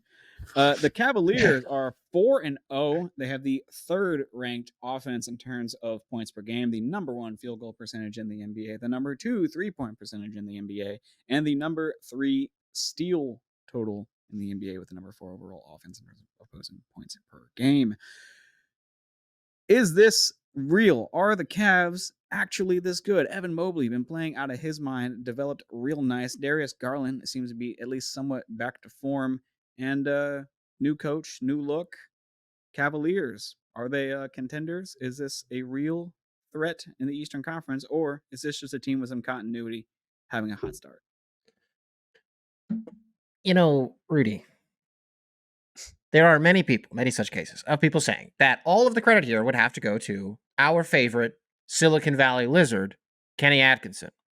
Now, this does not answer your question, but I'm just very excited that Kenny Atkinson is a head coach again and that he's coaching a team that looks pretty good. Here's a take I haven't gotten to get off yet. Again, does not answer your question. I am genuine, and this isn't cope, like, oh fuck, I wish I had this guy. Like, of course I do, but like, I mean this exactly how I'm about to say it. I'm genuinely happy for Cavs fans that Donovan Mitchell is their guy because he's just like an awesome dude and is also like an awesome player. Like, he is the same amount of good as a dude as he is as a player. You know what I mean? Like, he just fucking rules. And that's such a great guy to be the number one dude that you're rooting for. So I'll give the ball to somebody else to actually answer the fucking question. But shout out to the Silicon Valley Lizard, Kenny Atkinson, and shout out to Cavs fans for having Donovan Mitchell to root for.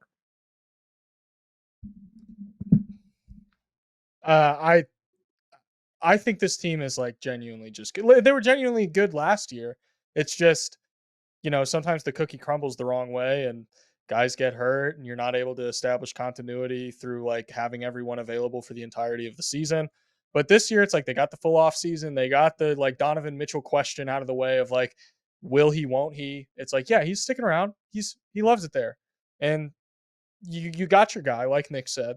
And Evan Mobley's starting to do things. Darius Garland's starting to do things again. You have what you need.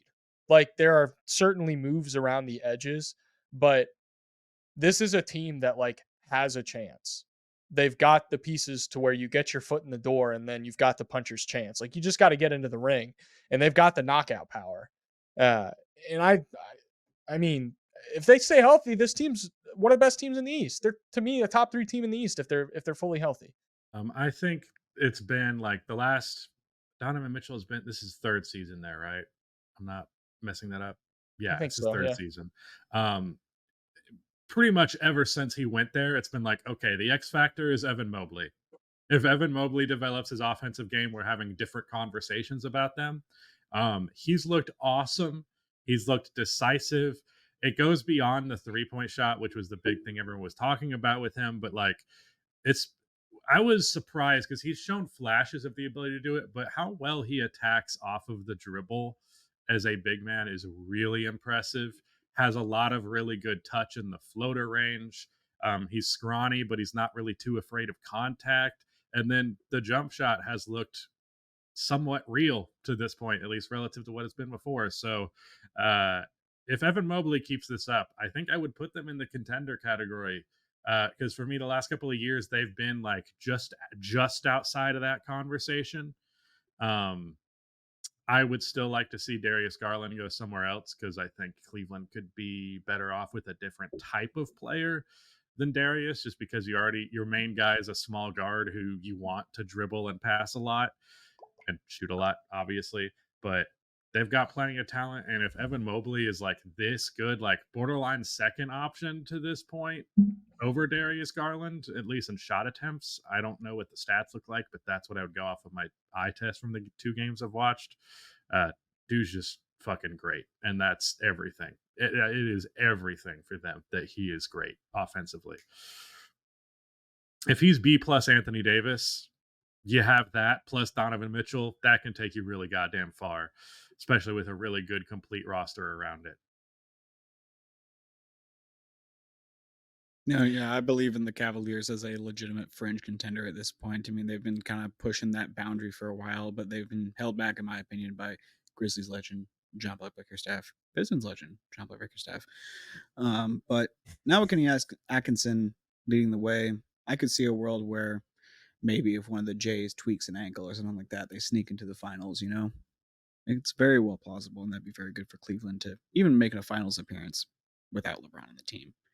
What about another Eastern Conference sleeper, the Orlando Magic? We've talked about Paolo Banchero a couple of times prematurely before the premature extrapolation segment already. He is averaging, what does that say, 28, 9, and 6? Sure, the efficiency is great too, because that's his sort of game. Right now, he's taking out the inefficient jumpers and kind of put it into more inside and outside type stuff. You know, he's doing less in between game. Looks really strong out there. Like, I know a couple weeks ago, Jacob passively said on a video, like, oh, you know, he's sort of that LeBron archetype. And Nick, you brought it up on the show or before the show or something about how like that kind of took you aback. And it's like, I think it's just that physical dominance, that high volume ball handling and driving to the lane, bodying whoever's inside, regardless of, you know, how well you're defended. We've seen plenty of dudes in the NBA who are like tall enough, strong enough, and athletic enough, but none of them have the handle and the speed that Paolo does. So a lot of last year I got frustration from like, man, you have the body and the skill set to replicate possibly the GOAT. Maybe do that instead of trying to be Kobe. Thus far, he's been way more aggressive in terms of like not settling for the mid-range shots. And I say settling because he wasn't that great at them. Like, there's a difference if you're really good at them and you're taking them a lot, but he just wasn't. It really just proven that they're going to go as far as Paolo goes, because the rest of their team is playing okay, but their additions and the guys that are sort of at the end of the rotation who low-key make the biggest difference, whether or not they play great or play terribly, they haven't been very good. KCP averaging 5 points a game right now. Cole Anthony averaging 2 points a game right now. Jonathan Isaac 3 points a game. I just don't think Cole Anthony's good. Never has been. Yeah, I don't think he has, to be honest. I would like to put an asterisk on something that you said, Rudy. Please. And it's that you said the rest of their team has just been okay. And I think that is massively underselling how good Jalen Suggs has been. Jalen Suggs, it looks like so far, like he has actually taken like another leap as an offensive player. He is attempting nearly 8 threes a night so far, hitting them at a 45% clip. That's probably going to come down. That would make sense. But that's up from his volume last year, where he was hitting them at an almost 40% clip. He is the types of three-pointers that he's taking it is a much more diverse shot selection of threes, like off screen, off the dribble, catch and shoot, like you name it. He's been taking them. He's been making them so far. And you're also getting all NBA caliber defense from him. And you're also getting like good ball handling and scoring outside of just the 3-point shooting next to Paolo. And so I look at this and I think, not saying Jalen Suggs can be your second option next to Paolo, but for right now, he's in a pretty good Halloween costume of a second option next to Paolo. I saw him talking shit to a fan who was making fun of his bald spot. He said, "Take that do-rag off." I was just talking mad shit to a guy who was like trying to insult him for his balding hair. I'm sorry, but if I'm in the NBA, I don't care if I'm balding. I'll wait to come home. I'll be the wacky late 80s style player who just got like the George Costanza cut, who's out there trying to dunk. If I'm in the NBA, I care a lot because I actually have the means to do something about it. You need to go to Turkey real quick. So real or fake contenders, the Orlando Magic after just 4 games? I need to believe Franz's 3 is back for sure before I say that, because I think that is a very key factor. But otherwise, if it is, B-tier contender, but contender. Yeah, as real of a contender as you can be in a conference with the Boston Celtics. Right. Who unfortunately still look incredible. Well, I guess not unfortunately. I don't really No, it isn't. Boston. Unfortunately for the rest of the league. Right, yeah. Premature extrapolation. The Suns doing quite good. They are a decent defense, currently ranked 12th in opposing points per game and 11th in opposing field goal percentage, while being 6th in their own field goal percentage, shooting 38% from 3. Kevin Durant doing Kevin Durant things. Devin Booker's volume is a little bit down. And Tyus Jones isn't exactly standing out like we expected, but alas, they got Ryan Dunn. They are 3-1, and that rhymes. But are the Suns as much of a threat as they could be?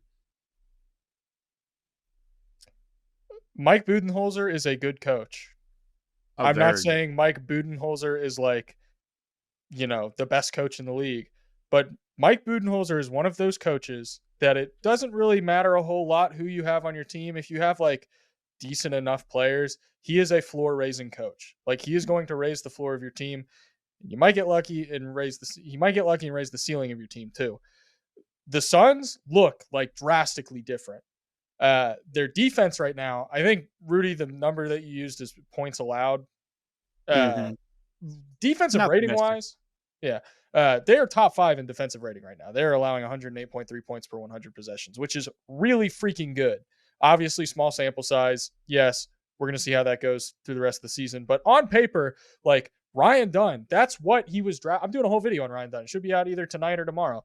Ryan Dunn, what he was drafted for is because he was like this Herb Jones guy who just an incredible defender. He can do a little bit of interior anchoring for you and also guard out to the perimeter. But could he shoot threes? Like, no. In college, everyone was like, yeah, he's an amazing defender, can't shoot threes. He was literally getting like Andre Roberson comps. And now he can shoot threes. And a player like that on a team like this, that, they had the platform, they had the plan, they just needed the platform. It's like they got Mike Budenholzer now, who's got them operating in a way that maximizes their strengths. Their defense looks really, really good. I've got some takes about Nurkic. I don't think Nurkic is going to hold them back a little bit. I think I don't know what the numbers say, but my eye test says that Mason Plumlee has actually probably been better than Nurkic. Yeah.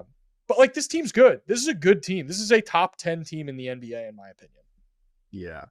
I wouldn't put them in contenders until they address the center thing, because I truly think it's that bad. Nurkic is, I don't know how highly he ranks among worst starters in the league, but he's in the top 1 percentile.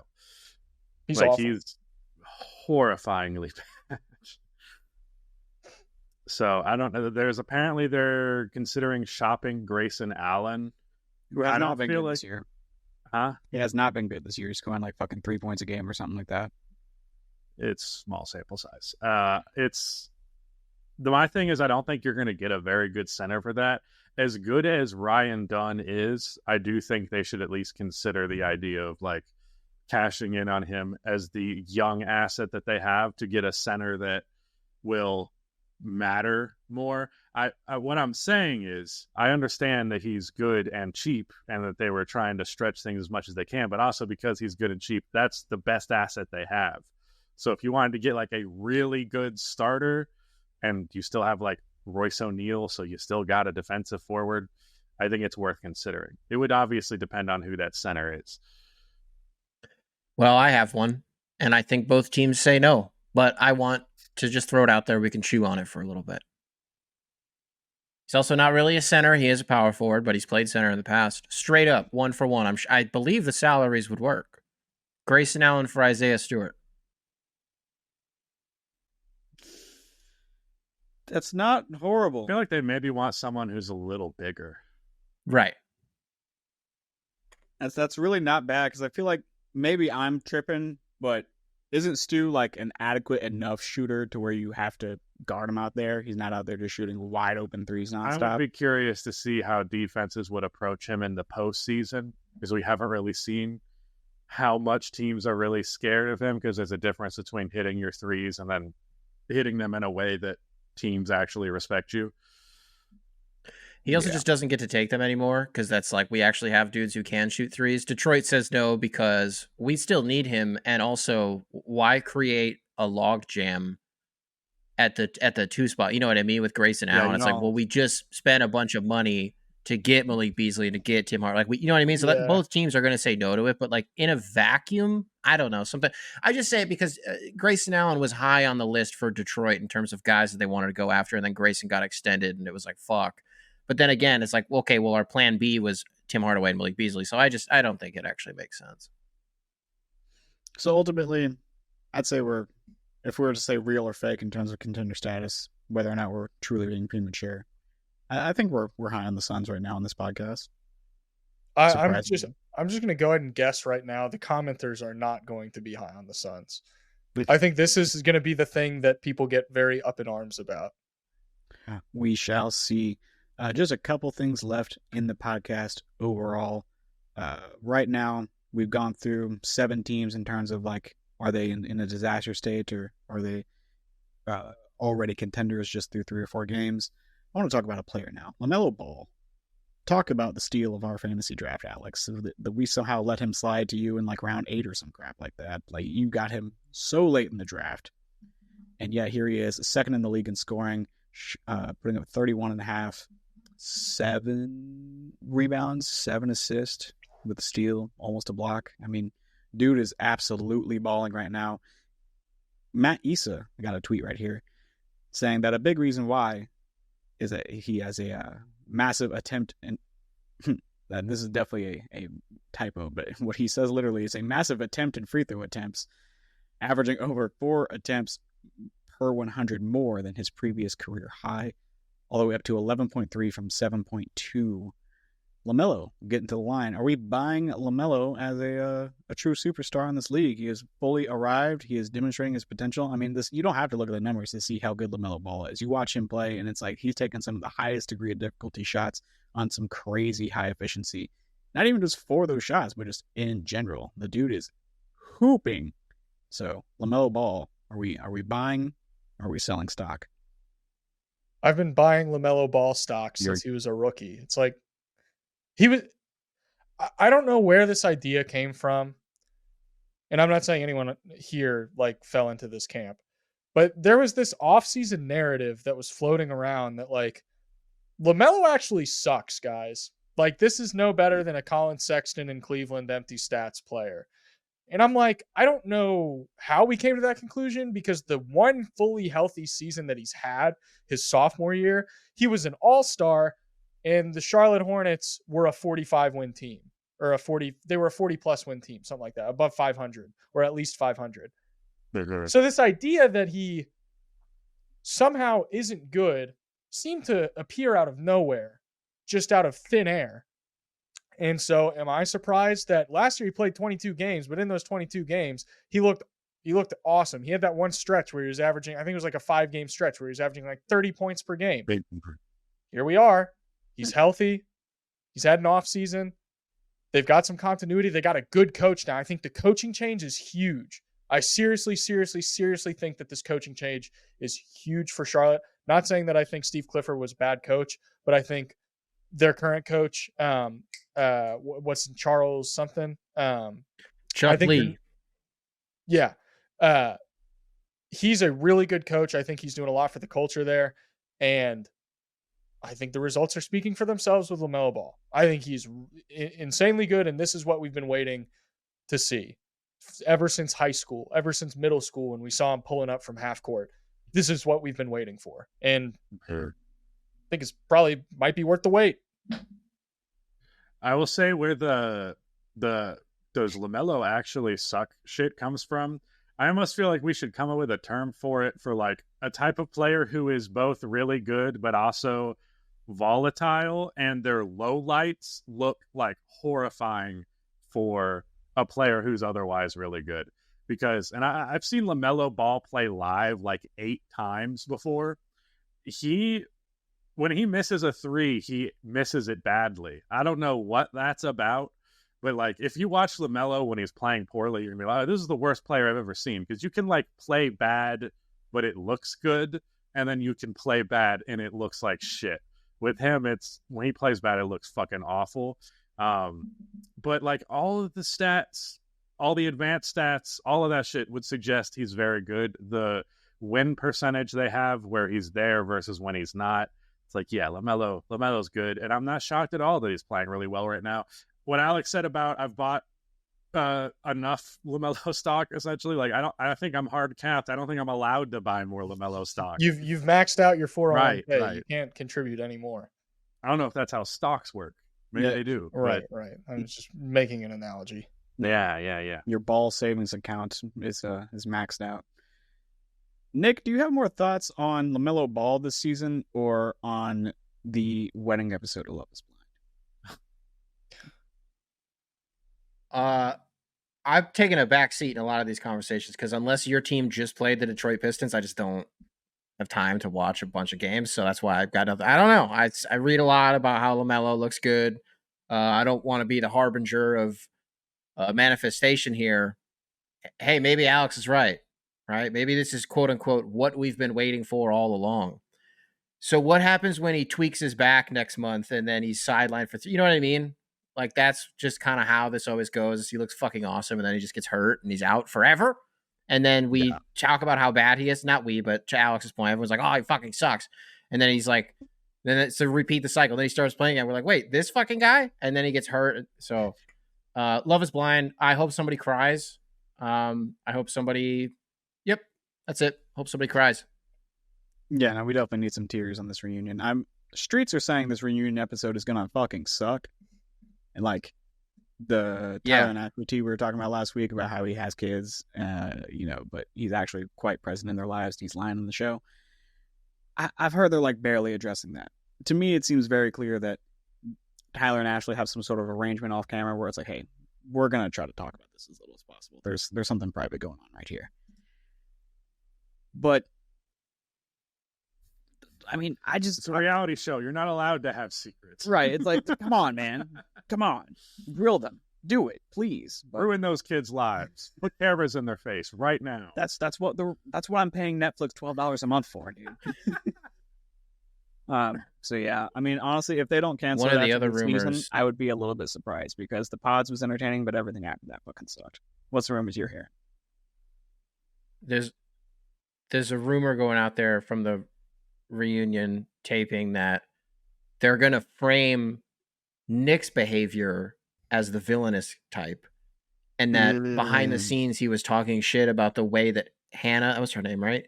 That Hannah looked, and then we don't know if they're actually going to address the fact that she was fucking like emotionally abusive to him. And so if they paint that picture, I'm gonna be like, oh, okay, so what show was what are we doing here? Like, what is this? Yeah. I don't know. I agree that the scuttlebutt has been that it's gonna fucking suck. Dog, it's going on. It releases this. The Pistons are playing. We got this Love is Blind bullshit, and the fucking World Series is gonna be on. I might just kick the Pistons out and be like, I don't care about this. Like, I don't. You guys are probably gonna lose. Get the LeBron. Yeah, I don't. Dog, I'm broke as fuck. You think I have LeBron screens in my house? What the hell? No. I don't know. We'll see what I do. Pistons are going to get their first win against Philadelphia. By the time you're listening to this, you know what happened. So, bingo. Alex, I had a really good time at my Survivor night last week. Did you and your grandmother-in-law enjoy seeing Rome get kicked off? I heard a lot of people didn't really like this episode because it was so predictable. I would like to clarify that I do not just watch Survivor with my grandmother-in-law. I am watching it with my mother-in-law and my wife and my brother-in-law at my grandmother-in-law's house. That would be odd if I was just watching Survivor with my grandmother-in-law.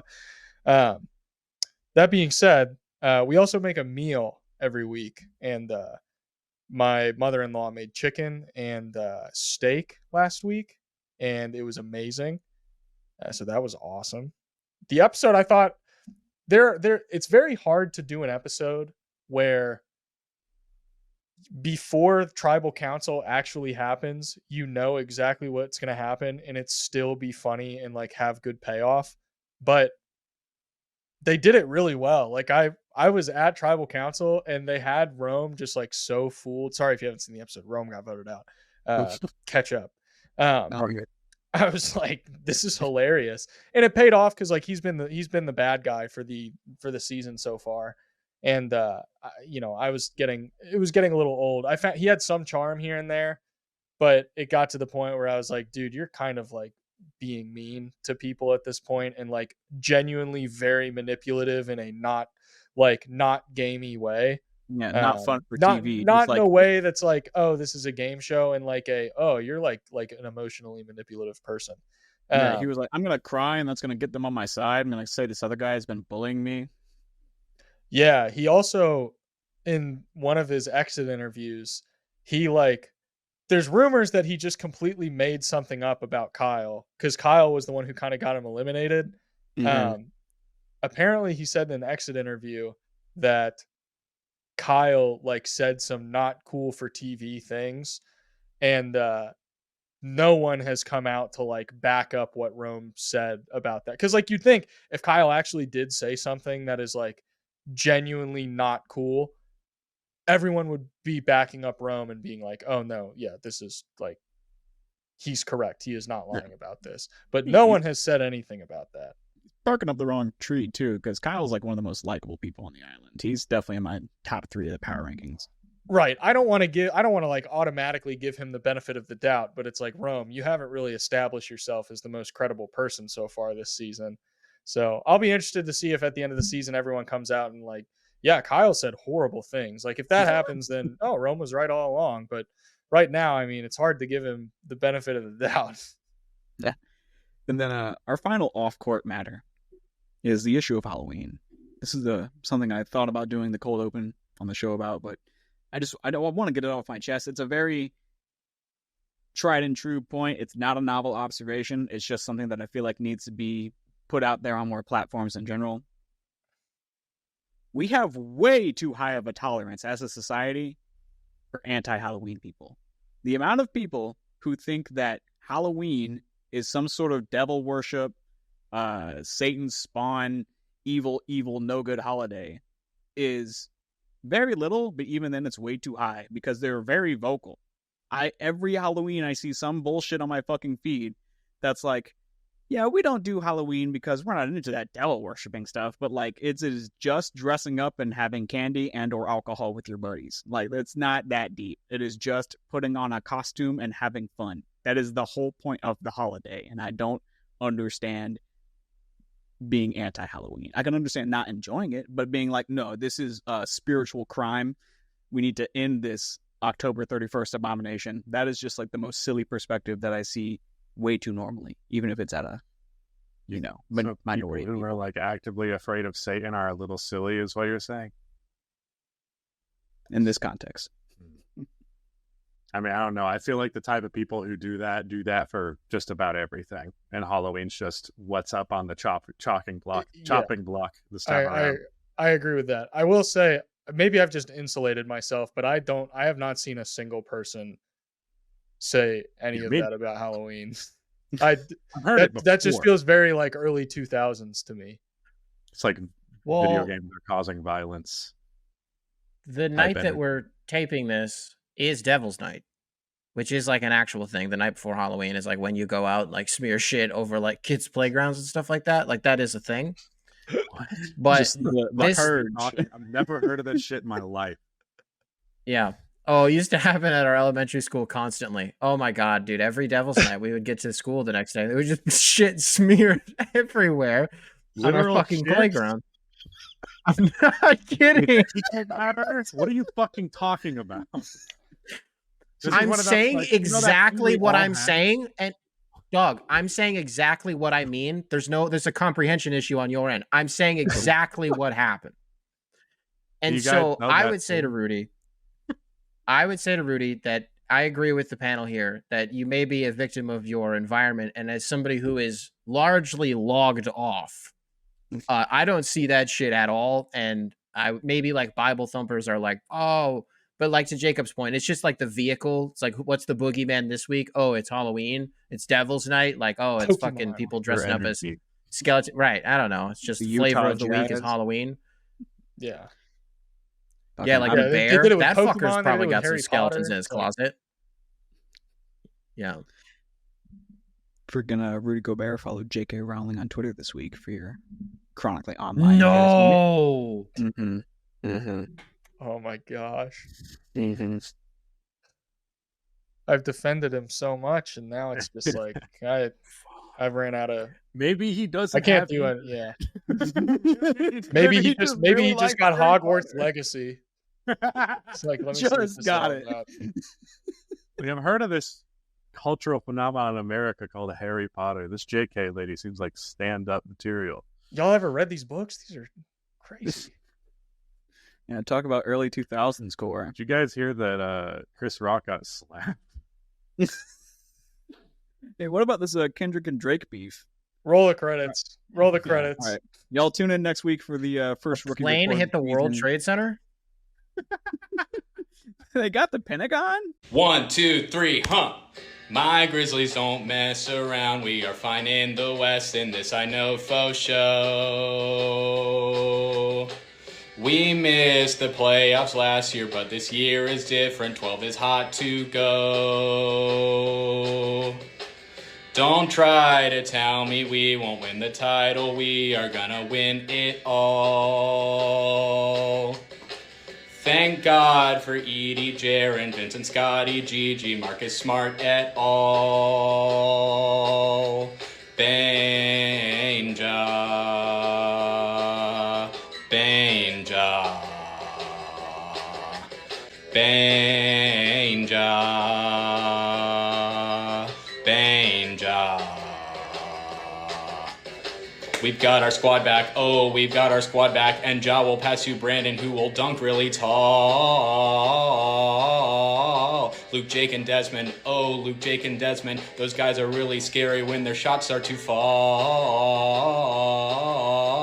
If what they say is Memphis has no centers, then what makes Huff the exception? So why are you here in the grindhouse when you know you're not winning here? Banja.